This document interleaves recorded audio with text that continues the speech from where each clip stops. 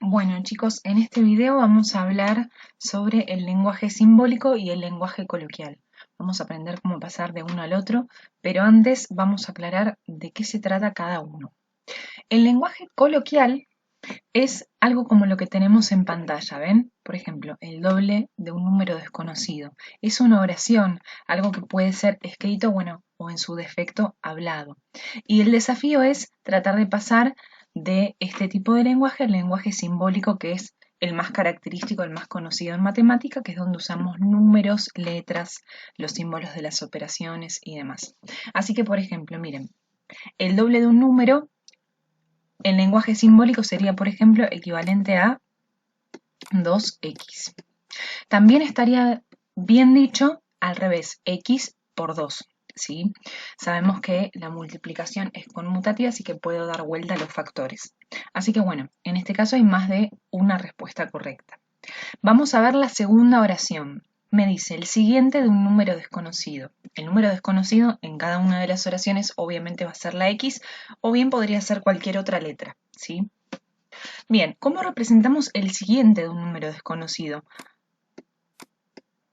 X más 1. ¿Sí? No importa qué número sea x, si yo le sumo 1 voy a obtener su siguiente. De la misma manera vamos a la tercera oración que dice el anterior de un número desconocido, sería al revés x menos 1. ¿Sí?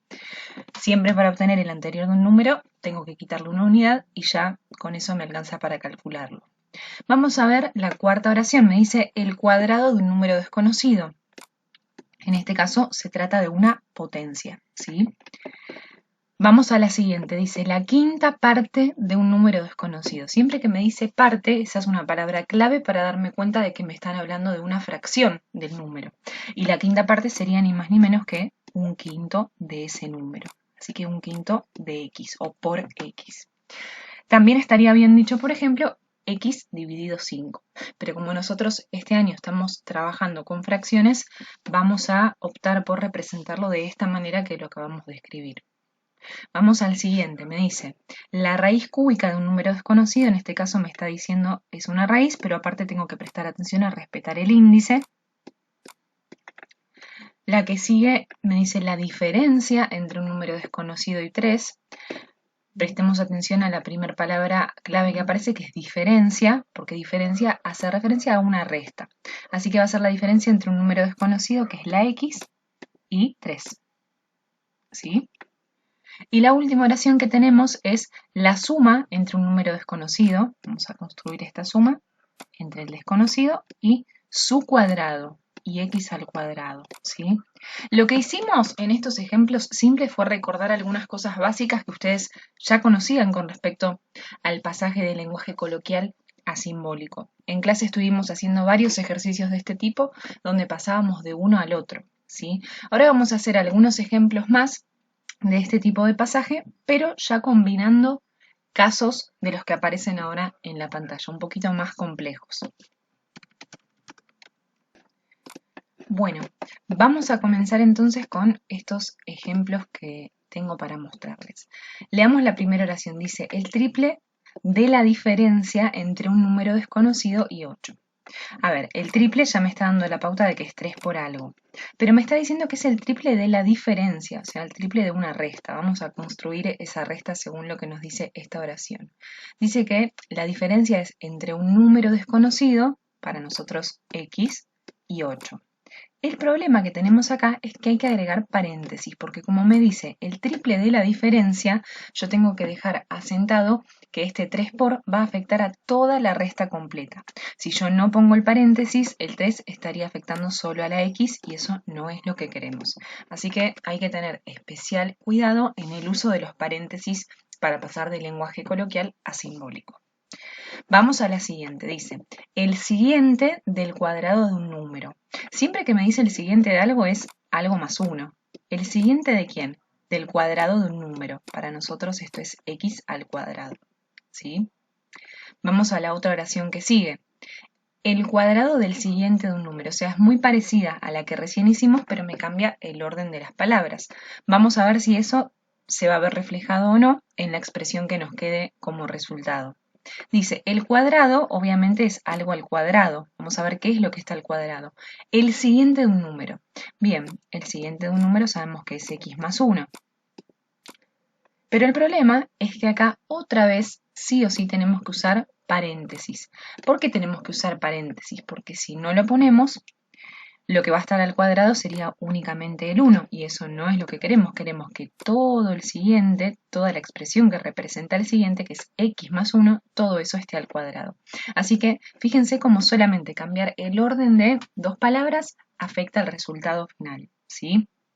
Vamos a la siguiente, dice la suma entre, ya cuando me dice la suma entre, vamos a poner un signo más y vamos a ver cómo construimos esta cuenta.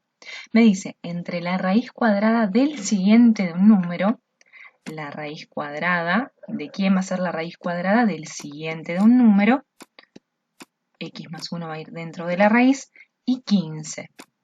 Ahí quedó ya el resultado final. Vamos al próximo, dice la diferencia. Ya sabemos que va a haber un signo menos en medio.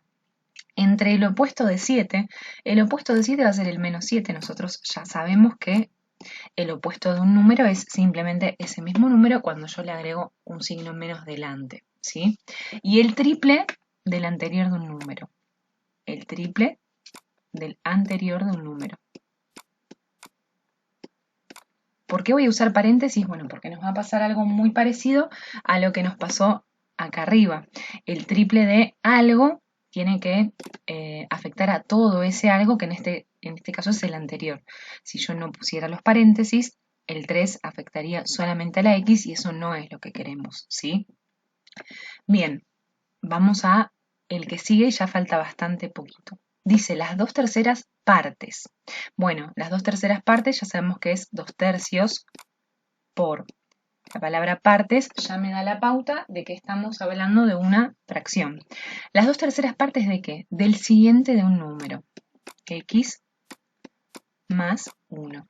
Si yo no pongo el paréntesis, otra vez nos pasaría lo que recién les estaba marcando, así que nuevamente, a pesar de que el número delante del paréntesis sea una fracción, yo tengo que usar sí o sí los paréntesis para que quede asentado que las 2/3 partes afectan a todo el siguiente. Si no, estaría afectando solo a la x. Bien, vamos con el último. Dice la raíz cúbica. Ya voy abriendo la raíz, encima le voy poniendo el índice 3, de la diferencia, me está diciendo que va un menos, entre un número, x para nosotros, y sus 3/4 partes. ¿Cómo voy a escribir las 3/4 partes del número? Bueno, fácil, 3/4 de x. No me dice la diferencia entre un número y 3/4, sino que me dice sus 3/4 partes, o sea, 3/4 partes del número. Por eso fíjense que acá, al lado de 3/4, aparece otra vez la x. Bueno, acá acabamos de terminar y fuimos combinando los distintos casos que habíamos visto al principio del video.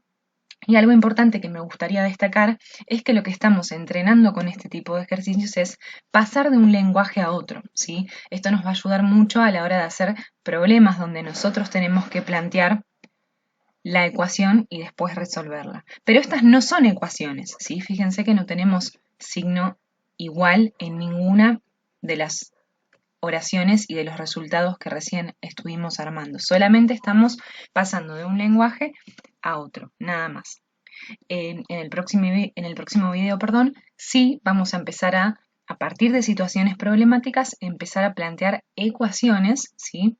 Y resolverlas finalmente. Bueno, los espero en el próximo video. Espero que les haya servido.